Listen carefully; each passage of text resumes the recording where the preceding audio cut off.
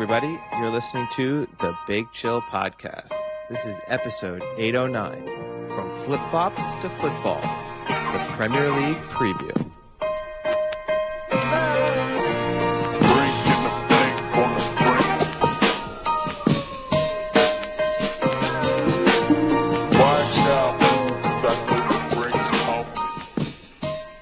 Hello, Big Chillians. Welcome back to the Big Chill Podcast. I'm Frank, joined with Eddie. Eddie, how's it going? Yeah, things are going pretty well. We got some feedback, some backlash to our last episode. Turns out parents did not love the idea of children not being allowed to travel with them. Received some messages both from friends of ours who are listeners, but also from random people through Twitter, letting us know that we were absolutely wrong on our take, which is to be expected. I think we both knew that this was going to be a parent versus non-parent divide. Yeah. Yeah, listen, I mean, I never said that kids can't travel on planes. I want to make that stance clear. Did. That's more on you. Yeah. Look, as I said, I don't actually think, obviously, kids need to be allowed to travel, and there might be instances where kids absolutely have to travel. The first class bit is where I'm not so certain. That's where, and I'm definitely all in favor of no child. Like, for example, if you take a Paris to New York flight, which there must be, I don't know, 20 a day across all carriers, you could have one of those, be no kids, pretty easily. Just let me know ahead of time. Let me book that one. That's the perfect solution. What is that? What do you want? Like a swingers flight? See, I think that's the risk. That's the problem. Whenever there's a no kids or adults only, it immediately, the tone of the location changes. Like when you see adults only pool or any adults only event, I immediately start to think that there's something kind of seedy associated with that. I don't want the seediness. I just want no children. Yeah, that's you're running some risks there. But I mean, this is epically coming off of the heels of you traveling with your dog in first class on a train, I must say. But a train is just as bad. Well, look, my dog slept the entire way, went underneath my chair. I was the back of the carriage, so dog was not interacting with anyone and slept the entire time. And it was offset by the fact that there was a woman traveling with two small children who cried the entire time, and she brought McDonald's on for them. So she had a combination. Oof. She was attacking my sense of smell, my sense of hearing. She was the unpopular person. The dog was fine. Oh, man. Wait, so the dog went under your seat, so the person behind you had no leg room? Is that what you're telling me? There was no one behind me. So strategically... what if there was, Eddie? What if there was? Couldn't be, because I selected the seat at the very back so that behind me there was just a wall. And so she was able to sleep underneath my seat without me worrying that she would try and, get distracted by someone dropping something or moving something. So it was the perfect scenario. And she didn't make a noise. In actual fact, when I got off the train, the people around were surprised to see that I had a dog with me, because for 2.5 hours, there was no indication that there was a dog there. Yeah, because the only shit she took was in the cafe car, right? No, fortunately, no accidents of that sort either. So everything was great. Nice. But I mean, look, I've been traveling with a dog. You've been traveling around the U.S. to WNBA games to throw dildos on the court. So, Wait, what? I've never been to any WNBA games. You've not been part of Dildo Gate? No, I have not, unfortunately. Oh, missing out. Well, your hatred of children on planes segues beautifully to the Emma Raducanu story coming from the Cincinnati Open. I don't know if you saw this, but she was playing Sabalenka, and she complained that there was a baby crying in the stands. And there's some initial argument with the umpire that you can't really hear. And then she says, it's been crying for 10 minutes. And the umpire looked and said, it's a child. Do you want me to send the child out of the stadium? And I think you probably would have agreed with her that, the child should not be in the stadium, does not deserve to be in the stadium, and get it the fuck out of the stadium so it stops crying and ruining my career. So I definitely think young children at sporting events are often a no-no, but tennis in particular, obviously, where silence is expected in most instances, I think to take a small child there, that's bad parenting. And I think I'm fine. I'm not Emma Raducanu's biggest fan, but I'm fine with her asking for the child to be removed. In all honesty, I think the staff in the stadium should have been more proactive there and been asking a parent to get the child out more quickly. And the parent themselves should just know that, it's your baby's crying. You need to take them out until you've managed to get them settled. And it's not only annoying for the players, but everyone sitting around them. I mean, you've paid money to go and see a sporting event and you're going to just sit 2 feet from a crying child. That doesn't sound fair. I didn't expect any different response there than that. But I mean, I guess we should get to the big news, right? In the sporting world, and that is coming from New Heights, the podcast where it has been announced that Taylor Swift is going to release her 12th album, The Life of a Showgirl. How excited were you when you saw this on New Heights? I've never really understood the Taylor Swift hype. Like, the music is fine. It's completely inoffensive pop music. I don't understand why people think. I know we've discussed it before. Why, I don't quite. It's not me hating Taylor Swift, which I think it's a tough one. Taylor Swift she's a difficult subject to touch on if you're just sort of indifferent to her, because she's very divisive. People either passionately love her or furiously hate her. And I'm just kind of in the middle, which is that there are 6 or 7 Taylor Swift songs, which I would say are, very solid, enjoyable pop songs. And most of the rest I've got zero interest in. I don't think she's doing anything particularly original from a musical perspective. I think her rhyming is super basic. And I know that gets made fun of a lot, but, she is rhyming cars and bars and all those types of things over and over again. I do also find it a little strange for a woman in her 30s to still be writing songs almost exclusively as if she were a teenage girl dealing with the angst of sort of teenage breakups. Well, But you don't listen to her new albums because that's not true anymore, Eddie. okay, so I'm glad she's matured. But it's not intended for me, and it's not. And as a result, I don't have strong opinions on it.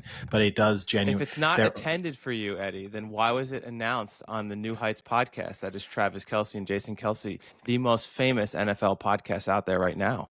I don't know if New Heights is intended for me either, in fairness, but the look, as I said, it's just my world will go on just the same whether Taylor Swift drops a new album or never makes music again. It's not, she does not move the needle for me in either direction. Yeah, I mean, I just think it's such a weird publicity stunt, and this was the first time that I genuinely thought that maybe this relationship is slightly made up, like people suggest and have been suggesting that it is, because this 100% feels like a way for her to try and reach out to a demographic that obviously for the longest time has not listened to her. It's just really weird. Like Do I you get that. think? Like, But do you think she go ahead. benefits? I mean, Taylor Swift is so big. Do you think she benefits from going on the New Heights podcast, or do you think it's I the think they opposite? both benefit. Like, I that's a think they both benefit. huge. It's huge for her. Like if Taylor Swift came on our podcast and announced her next album, that gets us to go viral, and we suddenly get a ton of Swifties listening to Oh, us. for sure. They would be massively disappointed after one episode, but that's not our problem. We try and get some Unless they sponsors as love quickly. travel. Yeah, exactly. They and hate children. There's a chance there, but that bit, I don't really get the benefit from her. It does feel like she is doing a huge favor for her boyfriend, and the astronomical rise of the New Heights podcast and both Kelce brothers is somewhat tied to Travis Kelce's relationship with her for sure. Yeah. Yeah, no, I agree. I think it goes both ways, and it's just a very weird thing to have done. I don't know. Like, and Jason Kelce acting so excited about this news and the announcement. Although I think this was only the sneak peek that came out. I think actually today is when the podcast is officially released, so when everyone will be able to see and hear it. But in the sneak peek, Jason Kelce looks like he just won another Super Bowl with how excited he is about this news. But not to leave Jason Kelce out of the criticism, he's obviously started dyeing his beard and his hair. And look, do whatever you want, but he's gone for the dye job that doesn't look right. So, and maybe this is a bit that I'm unaware of. You know, for all I know, I don't listen to the New Heights podcast. So maybe this was some dare or a bet. And, you know, it's the fact that I'm even commenting on it is exactly what they want from his bad dye job. And it's a weird all for men sponsorship deal, just for men even, sorry, sponsorship deal that they've got. But yeah, that was the thing. I saw the clip on Instagram of her album reveal, and it was his hair that took me more by surprise. Spoken like a true Swiftie. Yes. Yeah. So I think today we want to do a little bit of a Premier League preview. Before we do that, I have one additional small topic of debate that I want to get your opinion on, being the man of many opinions. It is not travel related. It is work related, though. And this is difficult because for the most part, you haven't been in an office in a long time, but you did spend a good amount of time working in an office. I do 2 days a week in an office. Yeah, 2 days, but I feel like, okay. It's a little, I think, no, because here's what I'm going to get at. It's the like everyday annoyance of being in somewhere where like Sure. every day that thing annoys you and it just builds up over time. Like you have this, maybe something bothers you for 2 days and then you have a nice cool off period, and maybe that's the way it should be. But the issue in question is I have a person who works in an office very close to me that wears sandals to work. And for those who know me, know I am not a person who dresses up for work in any capacity. I am jeans and a t-shirt. Like, I'm a scientist. I don't need to dress up and pretend that like I'm an important person and wear a collared shirt or a dress shirt. But I think at the basis of humanity, men should not be wearing sandals in a public or work environment. It is, to me, just so disgusting that someone is walking around the office with their fucking toes hanging out. And not only that, it is the most obnoxious sounding thing on the planet when you hear someone like flopping along and smashing their flip-flops with every step they take. I cannot stand sandals and flip-flops at work. Or slides, as the kids would call them, I guess. So yeah, I'm going to agree with you that I don't think you should be wearing sandals or flip-flops to work. I mean, I'm fine. I would only ever wear flip-flops to the beach, by a pool. You know, those are the only settings. 100% fine. That's what they were made for. Yeah. Other than that, I'm not going out and about. Like, I don't even like, right now I'm at the beach. I might wear flip-flops down to the beach, and then, you might stop into a bar either on the way there or on the way back.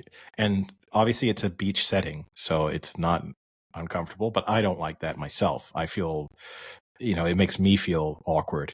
So I can't imagine having the confidence to wear a pair of flip-flops to work like that. Also, in your previous setting of Arizona, I could maybe get it because you're desert and, very hot. And I know the temperature will have picked up in Minnesota, but still just the overall vibe of the place does not tie into wearing flip-flops. So, like if you were working in Hawaii. No work vibe. No, even Hawaii, unless you were working on the beach in Hawaii, it is not acceptable to wear sandals or flip-flops. It's just such a open feet should not be in a workplace ever. It's so disgusting. And then what's really like two things about it also really annoy, besides the fact that it's extremely disgusting to have someone's toes just dangling about as you're trying to work. Second is the noise level when someone walks. No one can walk quietly in sandals, and it's such a fucking annoying like click clack. And then 3, people who wear sandals when they're like sitting down, like let's say we're in a conference room, they're always fucking playing with their sandals, like popping their feet out, popping their feet in, like putting them up and down. And it's like even like I don't need to see your whole fucking foot trying to twirl a sandal around like I'm trying to give a presentation. It's so like, we have to end the sandals at work. It's gotta fucking be put to an end. Yeah, look, I agree with you. I mean, hey, you're kind of the boss, right? I think it's for you to say no more I'm flip not the flops. boss of everyone in the building, unfortunately. Oh, I'll pretend you are for a day. Tell them no more flip flops.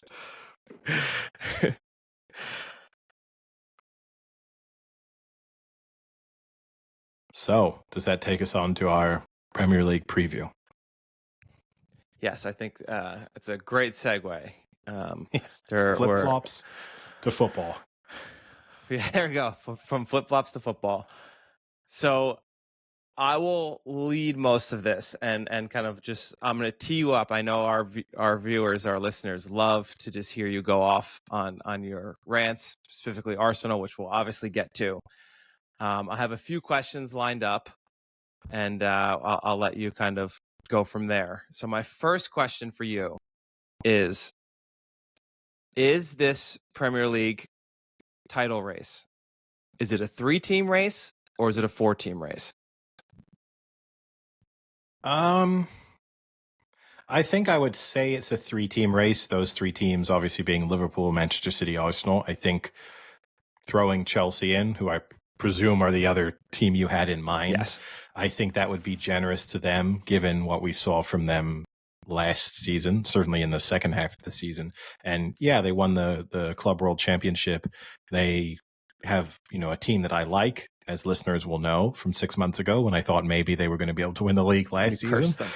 Yeah, but realistically, we need to see more from them. And, it's a good young squad and there's a lot of talent in there. And I do like, some of the signings that they made this summer, bringing in João Pedro probably addressed some of the issues that they had in terms of a clear focal point up front. But realistically, given the quality of the other suspect in the back, they're suspect. It's tough. I don't think we're going to see points totals like we saw, a couple of years ago. I do think it will be more similar to what we saw last year, in that the teams at the top will slip up. And also there's more quality at the top. I think there's going to be a very good 5 or 6 teams at the top. So they'll take points off each other consistently. It won't be one of them just, wins 5 out of 6 against, the other top 3 or something. But yeah, they'd have to prove themselves to be put into that discussion. Like, I think we're almost being generous to a certain extent putting Arsenal in there, right? Because here we go already. Well, I'm just saying, already 3-time runner-up. Yeah, exactly. 3 consecutive year runner-up, and you're already ripping it on them. Well, always the bridesmaid, never the bride, and yet we're here talking about their wedding. It maybe isn't necessary. So they may also need to fully prove themselves before we really start throwing them into, the same types of discussion. But no, being honest, I think it's a 3-team title race. But I do think it is one of the most open and competitive title races in a very, very long time. Where not only would it not surprise me if any of those 3 won the title, it wouldn't stun me if Chelsea won the title. And, so it's been a while since the Premier League, the top of the Premier League, has looked this competitive. So I guess let's just get back to Chelsea a little bit, and then we can kind of go to the other teams since you already discussed them a little bit. I actually am genuinely excited about Chelsea as well, but I think another issue is they haven't had an off season, and they've looked great, right? I mean, they won the Club World Cup and they looked very convincingly in doing so, but at some point it's gonna cause some fatigue. I mean, I feel like this is a club that hasn't stopped playing all year, and now you're about to start the year, and they don't have some of the depth that some of the that Liverpool and City and Arsenal have, so that's obviously a little bit of a concern. I'm just worried that they do look good right now, but eventually, with the length of this season and how long they've become and how short of a break they had, that it's going to catch up to them. Yeah.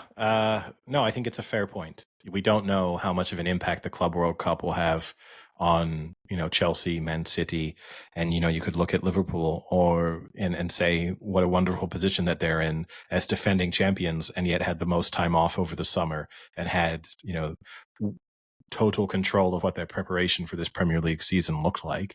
And sure, for City and Chelsea, that summer venture is probably what's allowed them to spend as much money as they have, and balances the books in a way that's very important. But I'd certainly rather be Liverpool and be in a position where you've been able to focus and prepare for the season in a more traditional manner.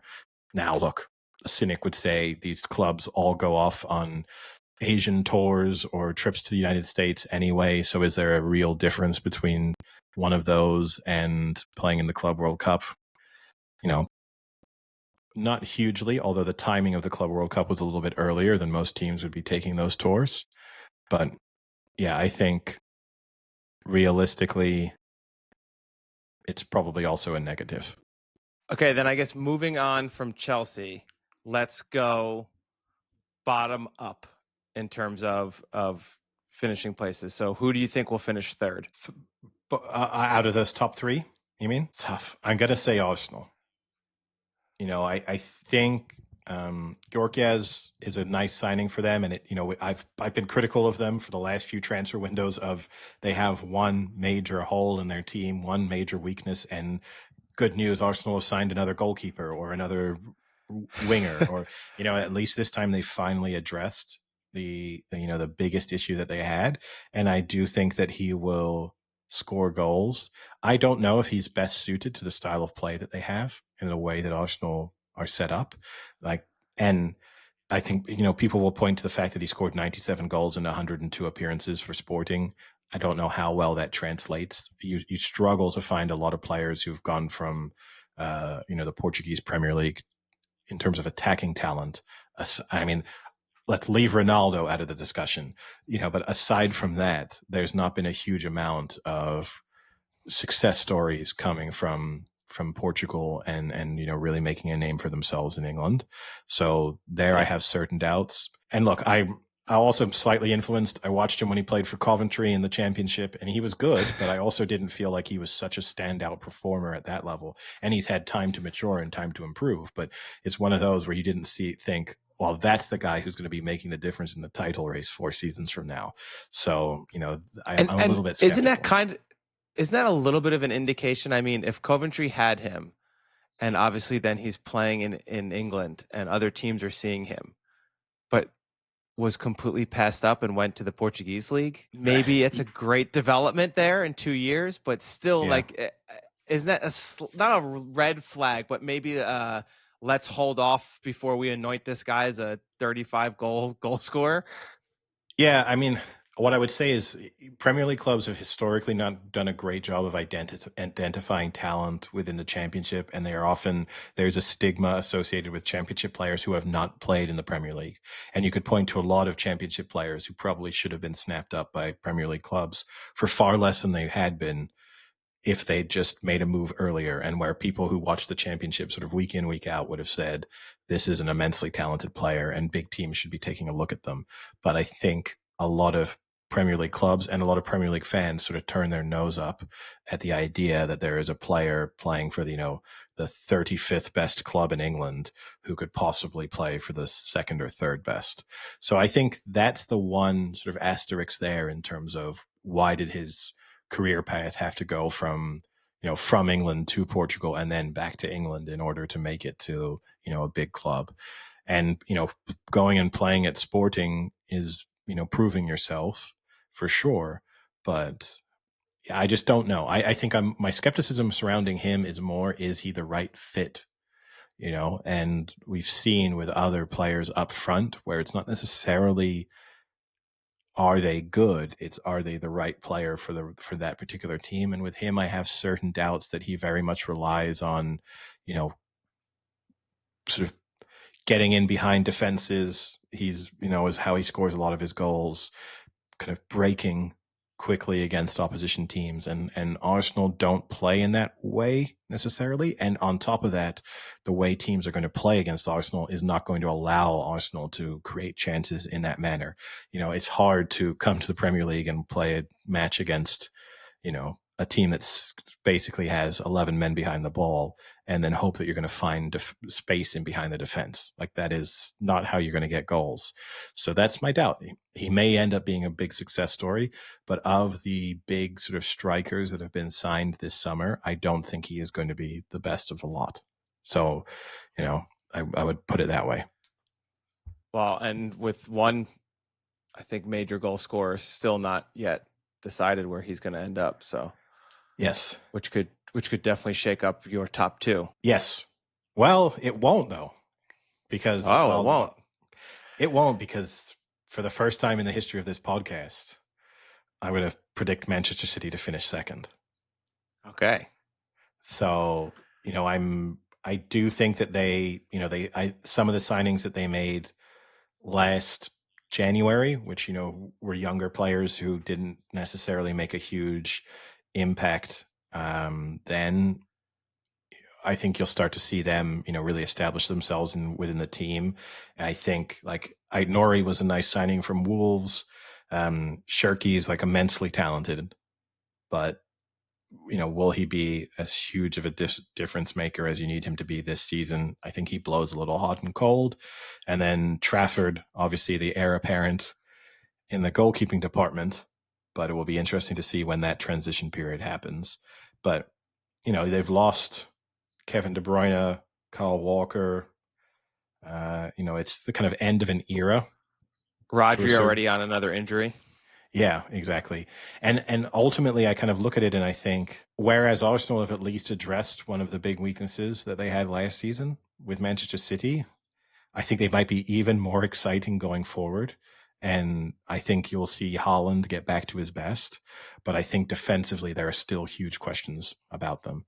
And the mistakes that they make at the back and the inconsistencies and frailties that they have defensively will continue to be exposed. And I just think they'll drop points at moments when they shouldn't as a result of that. And it's hard to have too much confidence in Manchester City going up against really good attacking teams at the moment, because of the fact that you don't feel like they can win a game 1-0. And I don't think that's ever a good position to be in as a title challenger. You can tell me Manchester City go 1-0 up against Liverpool in the 70th minute. And, in seasons past, that would have been game over. If anything, City are likely to get another goal. And now they could lose 3-1 and it wouldn't surprise me. So to have that in the back of my mind and then predict them to win, I think would be a big inconsistency. So I'm going to put them second. Yeah. And I mean, speaking of signings, I know this doesn't mean everything because it depends on, where the player's at and how much he has left. But the top 10 signings in the Premier League, City have 0 of the top 10 most expensive signings, which I think is quite surprising. I think if you had told me that a year ago, I never would have believed it. But so the top 2 obviously are who you are going to crown as this year's Premier League champion, and that's Liverpool with Wirtz and Ekitike. So, and Frimpong. Yeah. I mean, look, Manchester City still spent 155 million pounds this summer, so it's not as if they, But I do think it's interesting to know. Yeah, I think Liverpool are going to win the title. I think they were, already a very good team, and I think in Wirtz, Ekitike, and Frimpong, they've added 3 really good players, and will be even stronger than they were last season. And that the players that they have lost, I don't think are as important. I think I'd rather have Frimpong than Alexander-Arnold. I'd rather have Wirtz than Luis Diaz. And, you've got the Jota issue, obviously, with him dying over the summer. So that's not a transfer dealing, but it is obviously a player that they've lost. But realistically, I think they've strengthened their squad. And yeah, I think it's difficult to pick against them on the back of that, and just how consistent they were last season. They did have an ability to win matches and grind out matches and win in different styles. But I do think Liverpool fans, they've spent 265 million pounds this summer. so far. They may still spend, they're still trying to sign Isaac from Liverpool. They may spend another 100+ million. So we may be approaching 400 million pounds spent by the time the transfer window is done and dusted.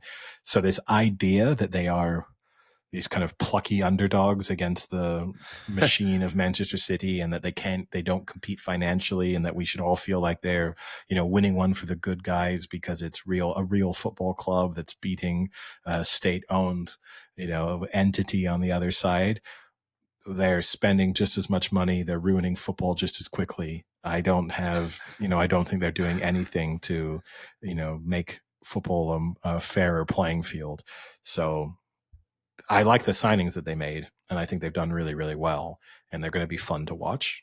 So yes, I'm breaking with a trend and predicting them to win the league, but it's not because they're just so incredibly well run, and this is as if Brighton have suddenly made their way into the title race. See, now you say ruining football, but I know you most definitely listened to the Bill Simmons podcast, where he had his half-baked ideas guy. What's his name?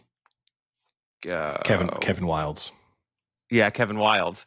And their half-baked idea was not based off of football, but was based off of the Savannah Bananas baseball team, where they put all the best players on a team, and it's the most exciting thing to watch.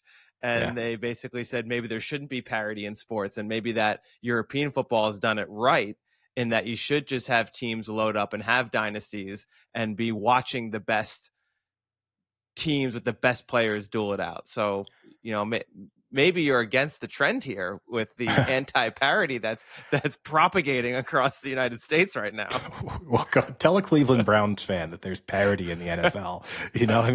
I struggle to find leagues that have parity in them. I don't think that's the way sports work, even when you do have drafts and caps and, various other things. I think the Premier League could do with some spending caps, both in terms of transfer fees and on salaries, not only to try and have some parity there, but also so that the spending is somewhat controlled and sustainable. And what we're looking at is like these big clubs that are spending. So this summer, Arsenal spent over 200 million, Manchester City 155 million, Liverpool 265 million, Chelsea probably over 200 million, but there's a lot of undisclosed fees in their transfer dealings. Tottenham over 120 million. That's such high spending that no other club can really compete with them, other than one or two. That it's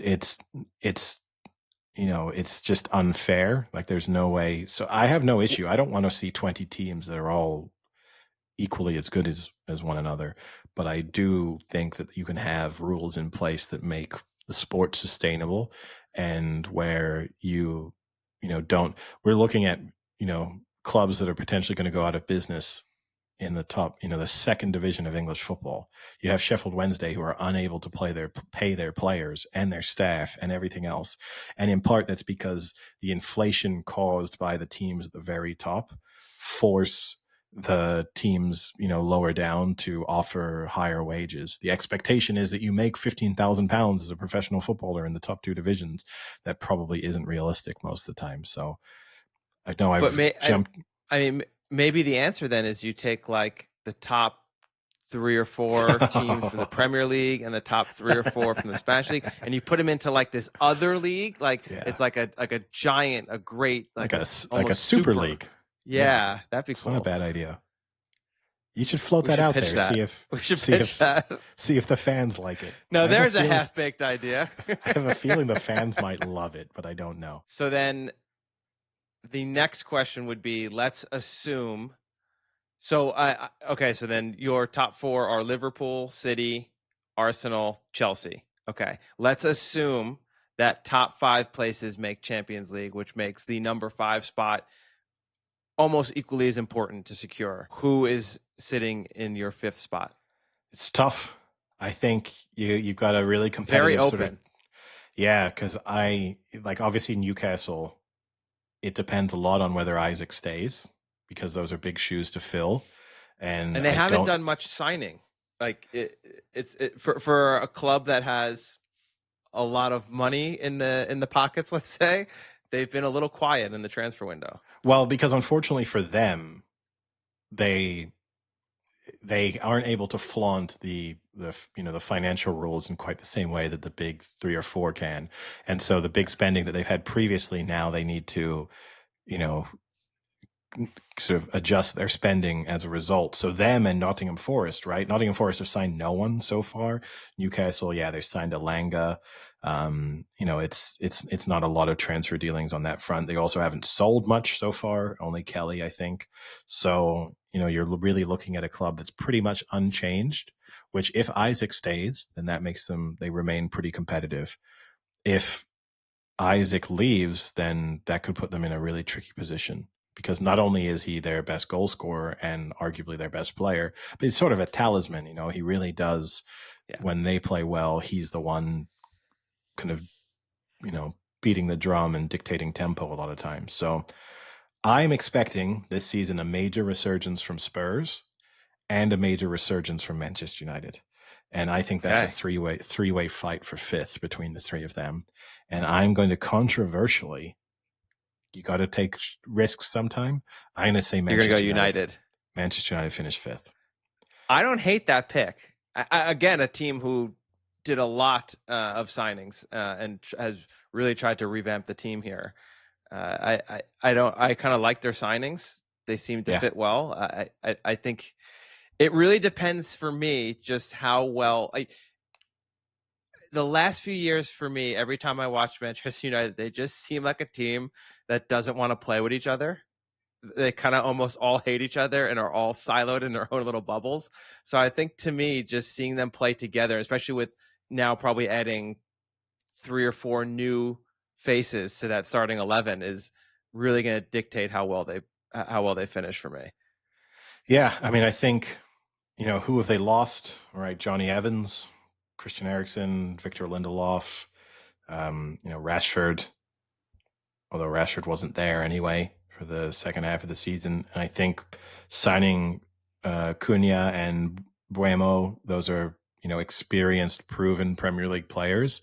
And that's the kind of right move to sort of be part of the hard reset that Manchester United are going through. And then Sesko as well, who might be, if I compare, I have doubts about who Arsenal have brought in. I think Sesko is going to be a great Premier League player. I think he has everything you need. He's big, he's fast, he's strong. I really think he could be someone that when, 2 or 3 years from now, other clubs are questioning why they didn't sign Sesko.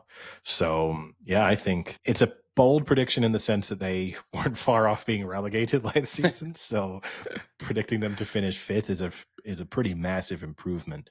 But I think you've just got another season with a manager there who's really able to put his principles in place.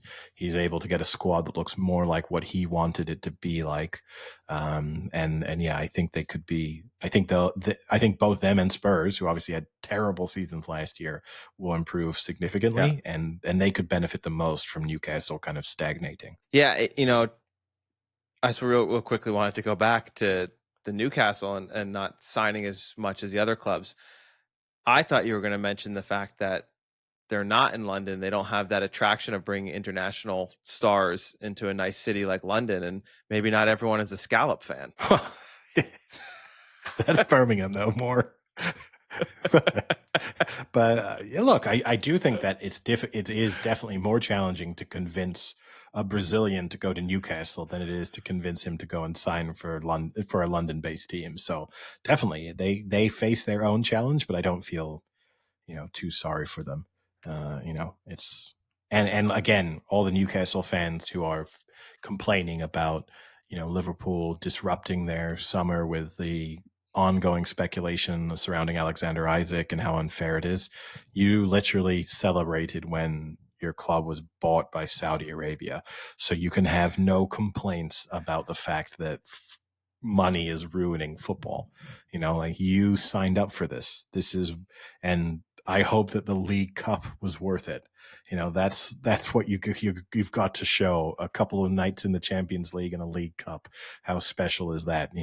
Crystal Palace have got more from just being reasonably well run. I'm just taking unnecessary shots at Newcastle now. Well, it's just not a Geordie fan. no.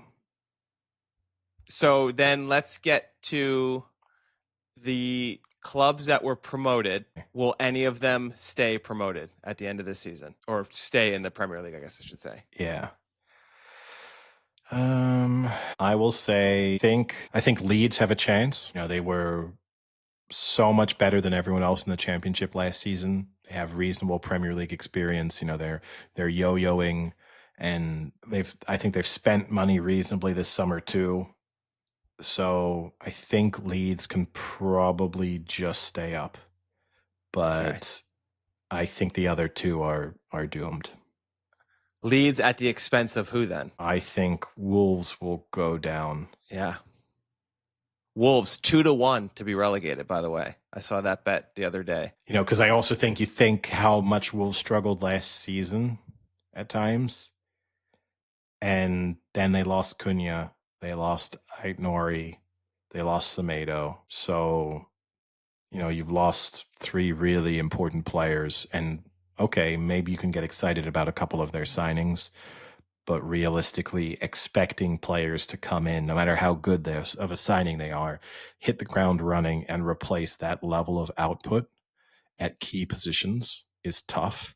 So, yeah, I think Wolves, it wouldn't surprise me if all three promoted clubs go back down. But realistically, I think if it's Leeds or Wolves for the remaining place. I'd be surprised if anyone other than those four is in the bottom three at the end of the season. I think Sunderland, the fact that they even got promoted was a surprise to everyone. I don't think their team is great, and it's. I think they're going to really, really struggle. Now, if you're a Sunderland fan, it's still wonderful. The injection of money, you kind of put yourself potentially into that yo-yo position.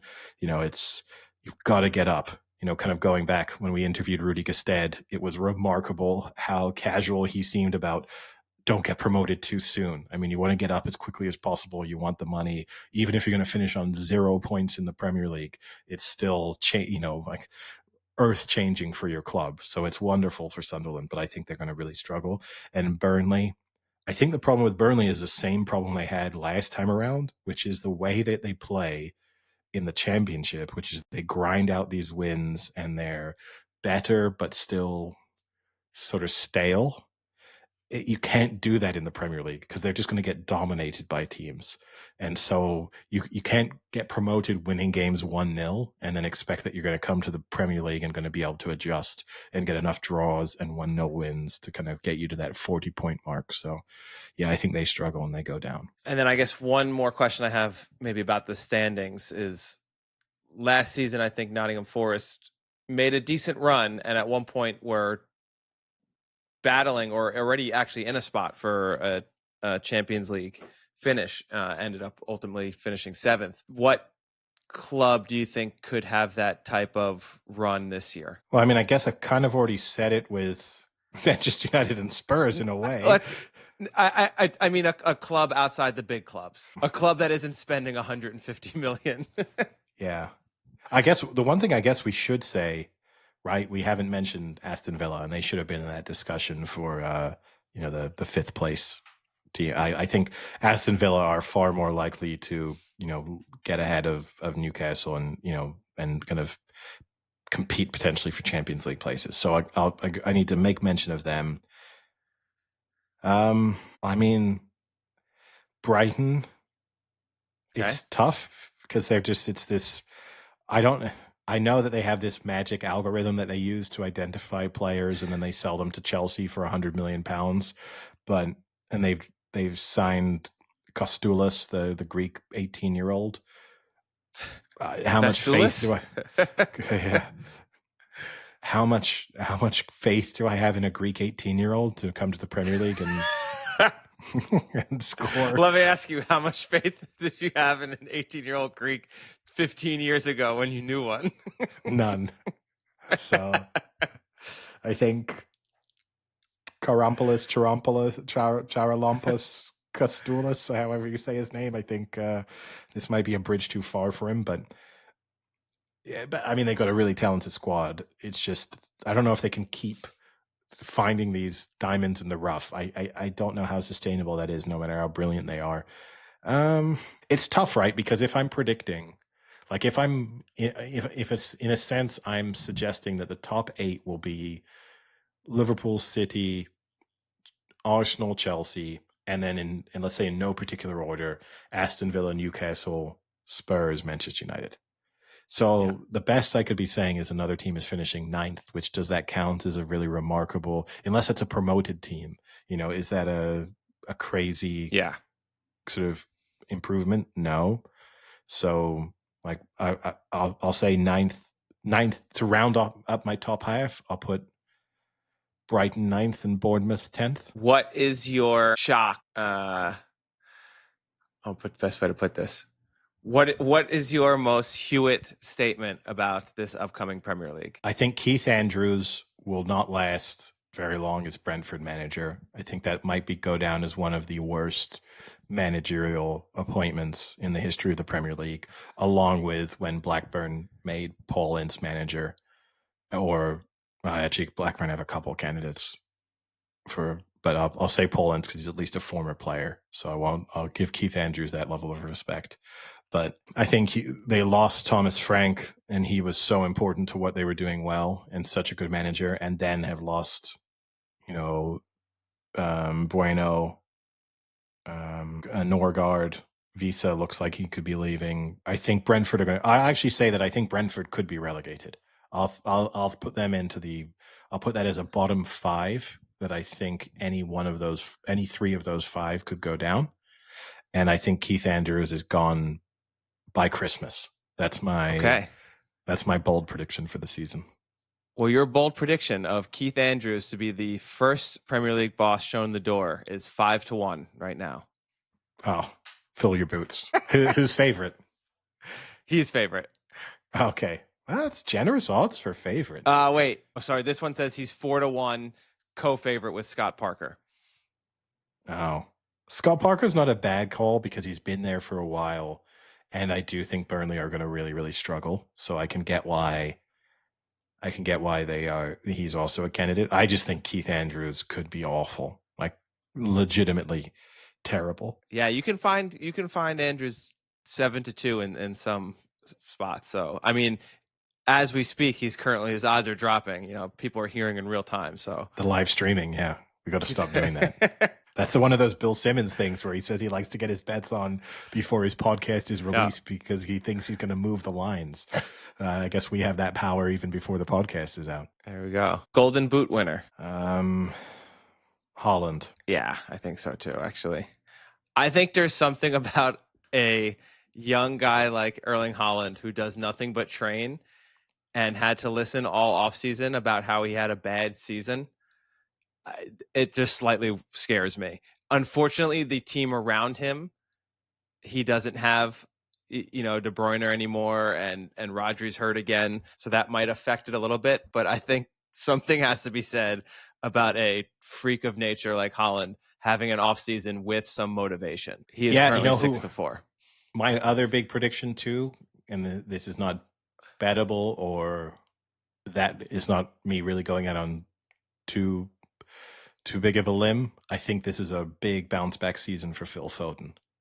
I think he's going to tremendously benefit from Kevin De Bruyne leaving, and it's going to allow Phil Foden to become the sort of central figure in Manchester City's attacking midfield. And I hope for him, ideally, maybe even allow him to play in the number 10 position. I know, he's got a lot of competition there within Manchester City, but if they can move him from off the wing and put him more central where he can be involved in play a bit more and really kind of dictate play for Manchester City and, find interesting gaps, and then also, has the vision to create chances through his passing as well. I think this could be, everyone's sort of forgotten how good Phil Foden was 2 seasons ago, and it's become popular to sort of shit on him based on what he did last season and say, oh, another example of an overrated English player who we, crowned a bit too soon. I think he could be in line for a very, very good season. Any chance for Salah to be top goal scorer? Yeah. I mean, sure, but I think he will suffer slightly.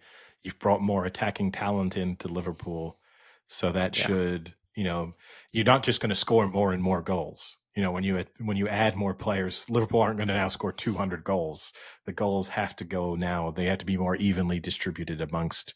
That it's a negative in a sense for Salah that it's not Darwin up front anymore, because that means someone's actually going to be scoring goals who occupies that position, it means he shouldn't score as many. He might still have a really fantastic season, have a ton of assists.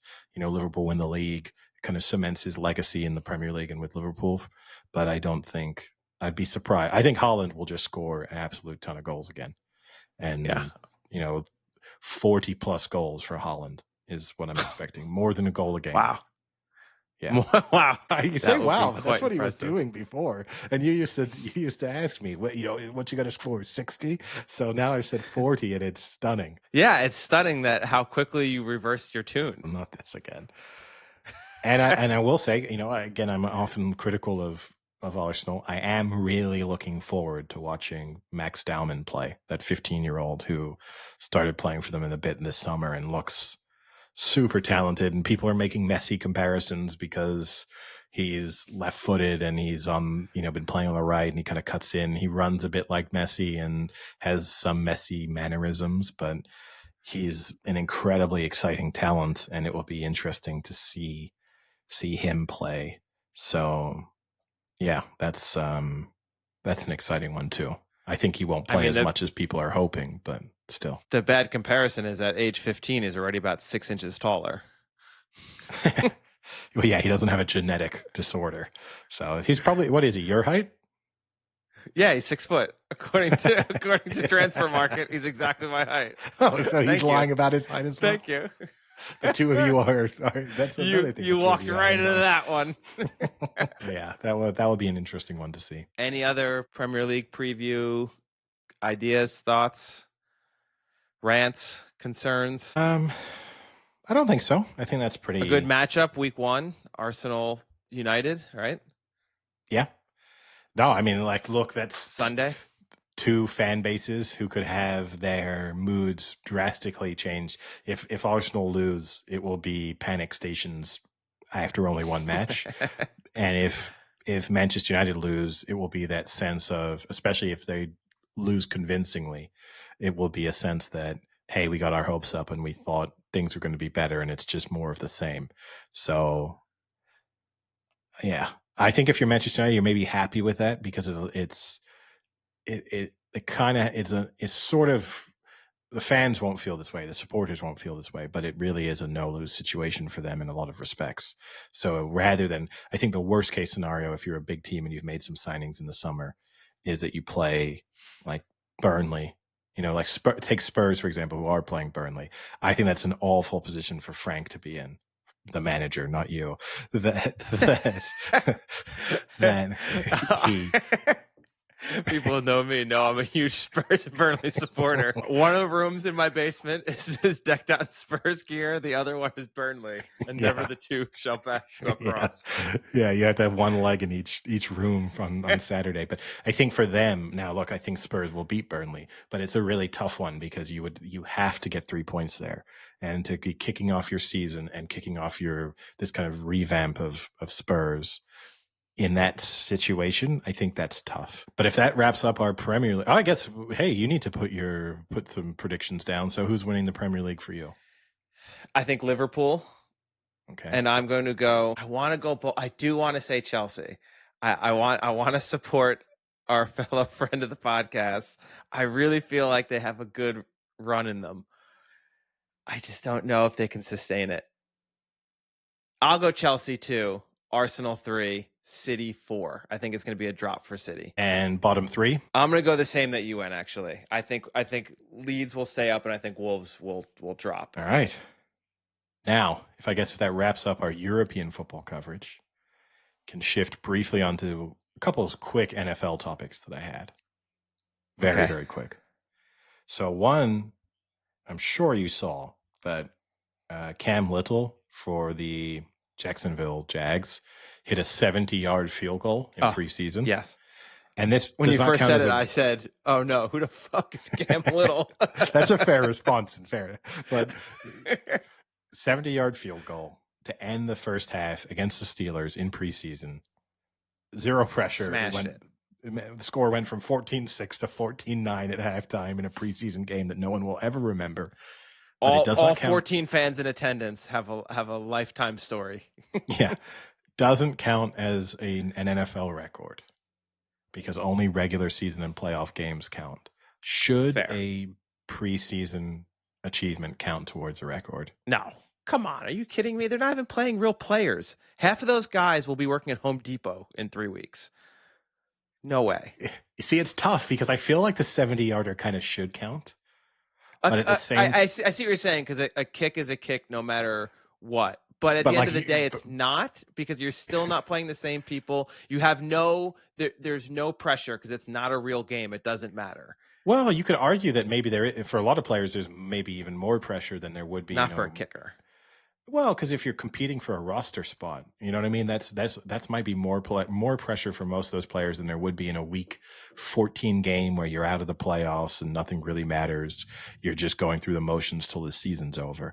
But what's tough for me is I kind of feel like the kicking record should count. But then at the same time, obviously, you shouldn't be the NFL all-time single game rushing yard leader if you rush for 350 yards in a preseason game.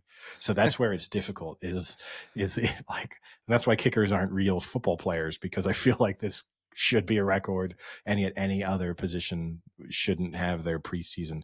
Like, and you couldn't break Jerry Rice's all-time NFL records by just having 15 really great preseasons in a row. Yeah. Like that first preseason Victor Cruz had before he broke out. It was like unbelievable. No, I understand what you're saying with the kicking being slightly more normal, but I don't think so, because I also feel like if that's the case, then teams are just going to start letting their kickers kick from wherever in preseason, which might be fun. And that might actually add to the excitement of preseason. Like, hey, you want to try an 84-yard field goal? Fuck it, let's do it. Yeah. Yeah, why not?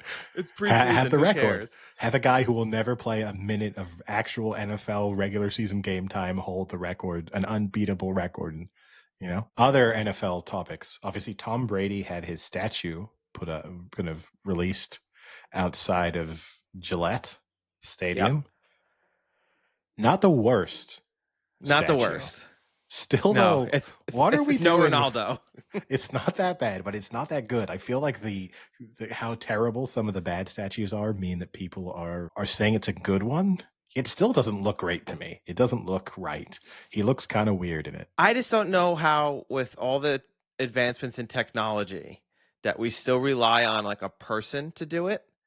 I'd much rather just them 3D print a fucking statue with a massive 3D printer and then just like spray paint it gold or bronze or whatever color you want to spray paint it, than have some guy like be commissioned to make a slightly like mutilated version of Tom Brady. I mean, I don't know if I want to go down the technology path like that, but it's just other statues are like, this isn't an issue for statues in any other area. We get really realistic statues of politicians, of military figures, historical figures, and yet as soon as it's athlete related, it's as if you've let a child do the finishing touches on them. I don't get what happens. Like, where give him bazooka arms? Like, he looks really strange. His face actually isn't bad, but you know, the key thing they did with the face is they didn't add too much detail. So you just kind of have the Tom Brady hair and then not a lot of facial features. But his body, it doesn't seem proportional. It makes him seem, I know that statue isn't life size, but you're still supposed to get a sense of what the person looks like. He looks like a giant. If 50 years from now, people will go and see that statue and think that Tom Brady must have been a 7 foot tall wide receiver. You know, like it's just kind of strange. I think another issue too is the like pads, no pads, because I still don't know if he has pads on in that picture in the statue. Does he have shoulder pads or not? Yeah, I agree with you. It's not totally clear. of whether they've just tried because to it make looks him like look he like. has it looks like he literally has pads just on the shoulders, but like the Yes. front part of the shoulder pads has been like detached from the Yes. actual shoulder padding. So it's really strange where he has just like poofed up shoulders but no like chest component. But this is what I'm saying. People will look at that and just think that he was just some gargantuan of a human being, that this was And Andre the looks a little Giant. chubby too. Yeah. Well, that was during his chubby Like era. Brady had a couple chubby years. yeah, but I'm sure he didn't appreciate that he looks a little chubby in it. Any other sporting topics to I don't have discuss? sporting topics. I have sporting adjacent. Okay. I watched Happy Gilmore too. All right. Do you know I the thing I thought you would really enjoy? 100%. And it's Which probably only it's probably the only really funny thing in the entire movie. And it's the Will Zalatoris when he's the yes. caddy. Yes, Yeah. 100%. That was fucking hysterical. But this is a problem with the movie that is like exemplified by that joke. No fucking joke in that movie is an original joke.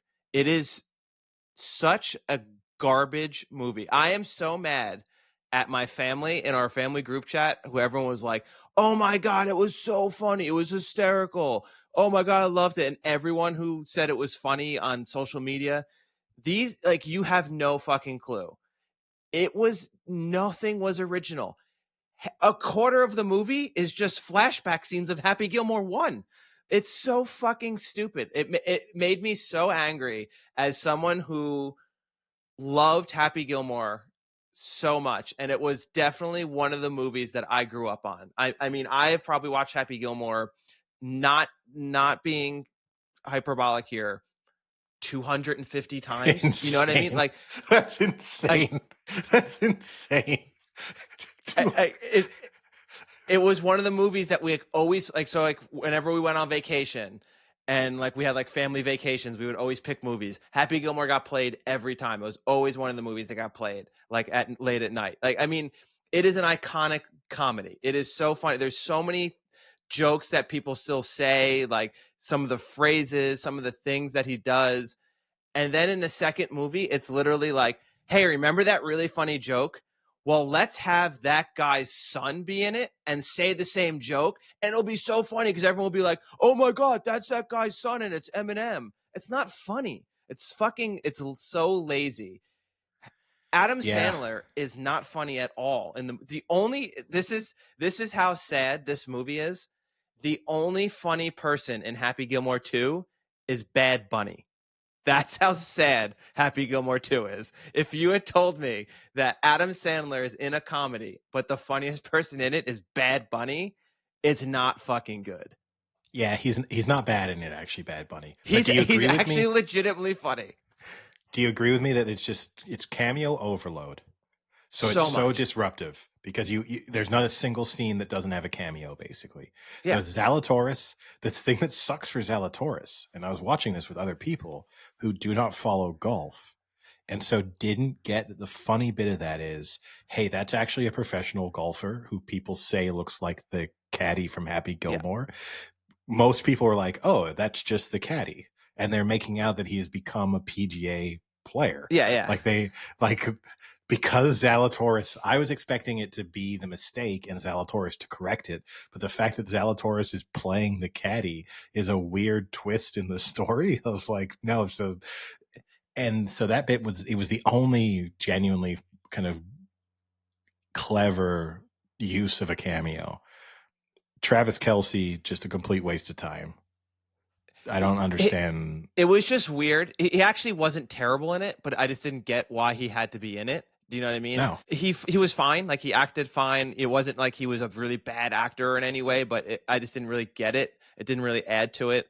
The stupid spike thing was kind of stupid, but like it's just so depressing that nothing in the movie was original. Like here's what I'll say when people say it's a really funny movie. I have two follow-ups that put those people dead in the water. One, will you ever watch this movie again? And I think 98% of people will never watch that movie again.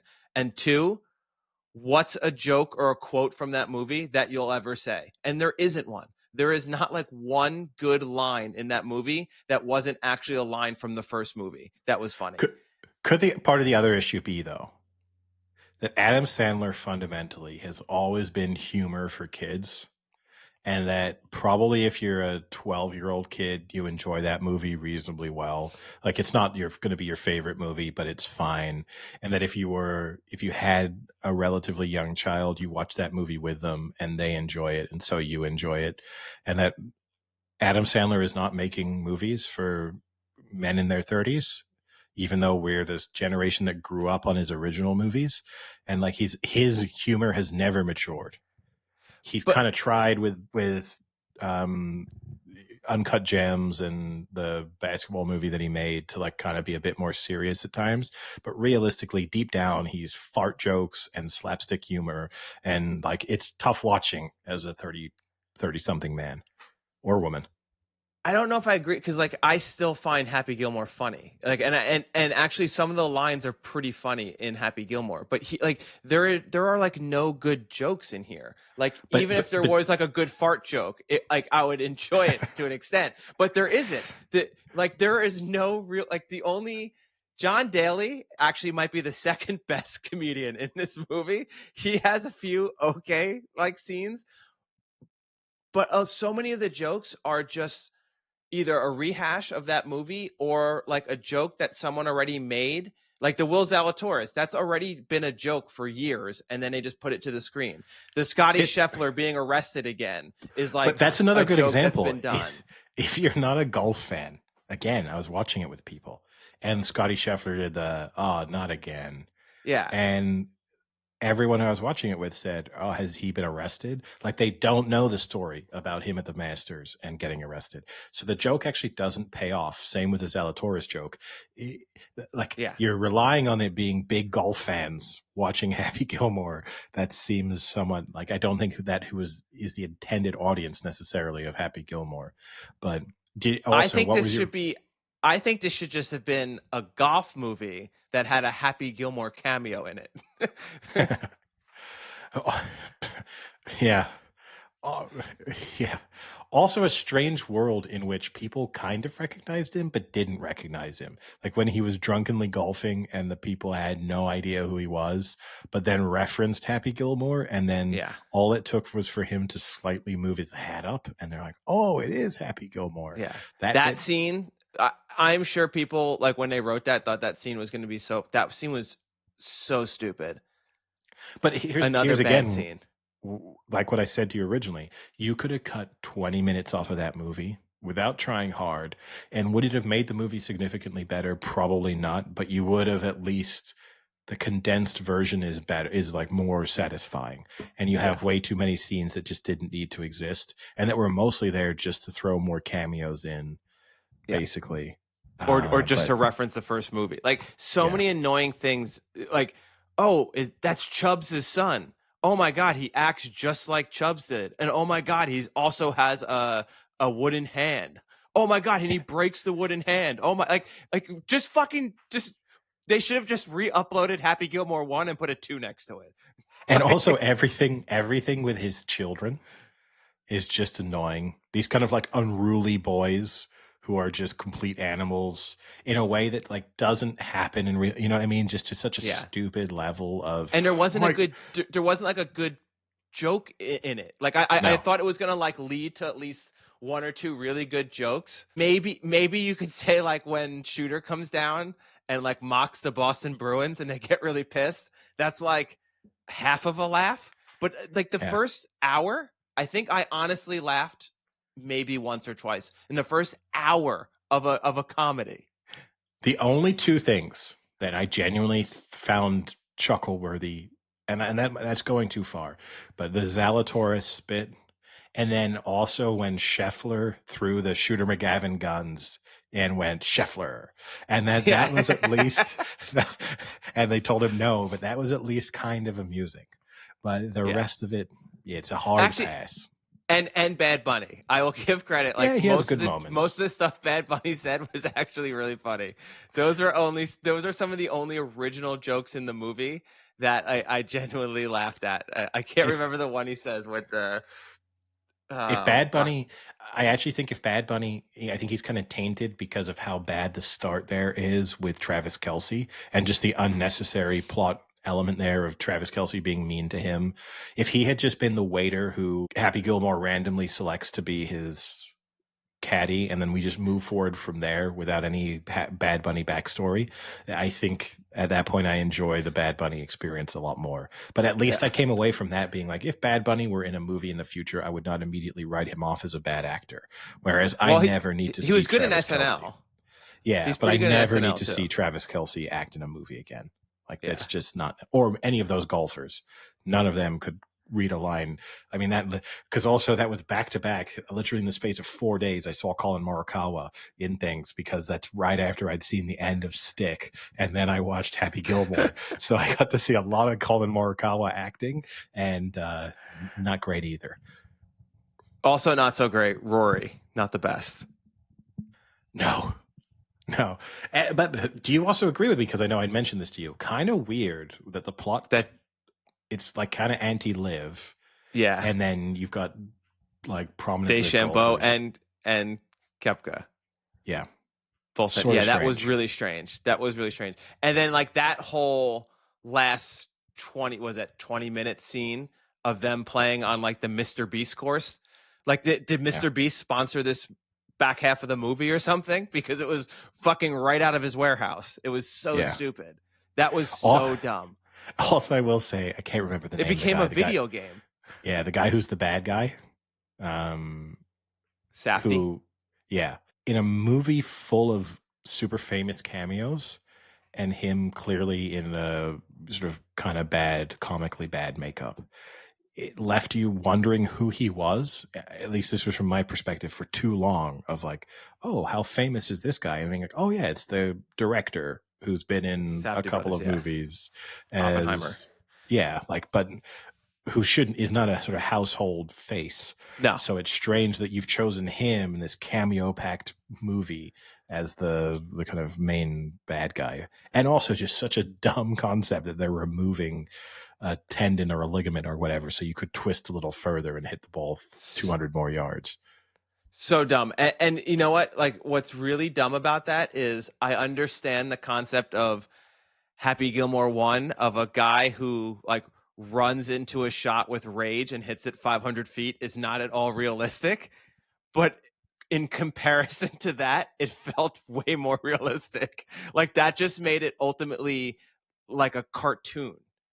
Like the Yeah, part where what's this Haley Joe Osborne goes all the way around like and Exorcist like looks at style and him. stares at Yeah, Happy Gilmore. Yeah, like he's in a fucking Exorcist. That was cartoonish. It was dumb. and what I don't get is there's a lot of the foundations in place for what the plot should have been, which is fine. That his wife died, his grandmother's died, he's gone off the rails, he's lost his way, and now he just needs to make his comeback in a golfing world in which everyone hits the ball further. And maybe you could have even said he's lost the distance, and so he now needs to actually become, in the same way that the plot of the original movie is, he needs to learn how to putt in his short game because he's already now he needs to actually excel at approach shots because otherwise he can't compete with a modern golfer. That would have been Yeah. fine. Just go through that. But this stupid idea, like, and also he went from anyway, I don't even know why I'm wasting time analyzing the movie. But he went from being unable to play golf at all when he went out on that random public course to then a week later or whatever, he goes to the champions dinner, rolls out the next day, and is unstoppable. Like that's Well, he found his happy place. yeah, but still, like anyway, bad movie. Not yeah. I was so disappointed, and I didn't expect it to be good. So at least that was fine. Like I didn't go in being like this is going to be so funny and be like oh my god it wasn't. I knew it wasn't going to be funny. He hasn't really put out that funny of a movie in a long time, and I knew it was going to be a lot of like rehashing. I didn't think that literally 15 minutes of the movie though would be actual cuts from the first Happy Gilmore. Like, one scene was too many, 7 scenes was way too many. But yeah, I was more disappointed at other people saying that it was really, really funny and they really liked it, because I don't know how you could have thought that was genuinely a funny movie. But I did watch some other movies. I watched Black Bag, which is the Fassbender, Steven Soderbergh crime mystery spy movie. That was really good. Super quick. Talk about, that was shorter than Happy Gilmore, which is insane. So Black Bag, that was really good. And then I saw the new Final Destination on a plane. Probably not the best to watch a movie filled with people falling from skyscrapers and a franchise dying gruesome and deaths. a franchise that kicked off because they originally survived an explosion on a plane. Yeah, filmed in the year 2000. That movie never would have existed 1 year later, probably, which is crazy. Yeah. But yeah, actually, the newest Final Destination was really good. It was closer to like the original 1 and 2 that were better. So that I kind of enjoyed as well. But yeah, I got to watch a few good movies traveling this week. Well, I guess Happy Gilmore wasn't a good one, but I watched a few movies. Well, any other topics to cover quickly? I think that about covers it. Hopefully we haven't said anything this time that's going to upset parents or any other group of people, maybe other than I hope someone gets upset fans. about our Happy Gilmore 2 take, because that's one I will fight someone for. I think unless Adam Sandler listens to the podcast or Travis Kelce, I think we're probably not going to be upsetting too many people. Listen, I think Adam Sandler knows that that was a paycheck movie. Wait, real quick, how much money did Netflix spend on that movie? Considering that they have that deal with Sandler, right? He gets an insane amount of money to make that movie. You then have 1,000 cameos in there. But that's the interesting thing. I want to know. Or are they not getting paid? I don't know. Like, is that, like, are the golfers getting paid much? Or they just want to be in Happy Gilmore. They think it's cool. Like, my kids are going to watch this, and I get to be probably. in this You're sort probably of, right. like, pay me, the minimum that an actor can be paid for, 3 days work. Same with Travis Kelce. Is he demanding a big fee, or is that just, no, I want to be in a movie? And maybe also, if you're someone like Travis Kelce, you're thinking about increasing your kind of brand, and also maybe like, this might be, I'm going to retire a year or two from now, and maybe this is the start of my acting career, so I'll do that. And because, like, they don't need me. It could be any NFL player. It could be Tom Brady. It could be Aaron Rodgers. It could be whoever. So they don't need to pay me. Yeah. And speaking of, too, just really quickly, like, there were so many cameos, I didn't even get all of them. Like, there were a few that I went on and looked at, like, cameos in Happy Gilmore 2, and I was like, that person was in it? Oh, yeah, that's right. That, like, half a second scene that they were. Like, Sean Avery, the ex-NHL player, is in it for, like, a scene. It's so dumb. Yeah, and it just makes it a disjointed experience, because you're constantly like, oh, that guy, that girl. Like, why do they need, say when he goes to play on the public course and the girl signing him in is the WNBA player, signing him in to play? Why is that necessary for a 2-line part to have a cameo of someone signing you in? I don't understand any of that, but oh well. The movie sucks. Yeah. All right. Well, with that, we'll call it a day. Sounds good. Talk to you later. See ya. Cheerio.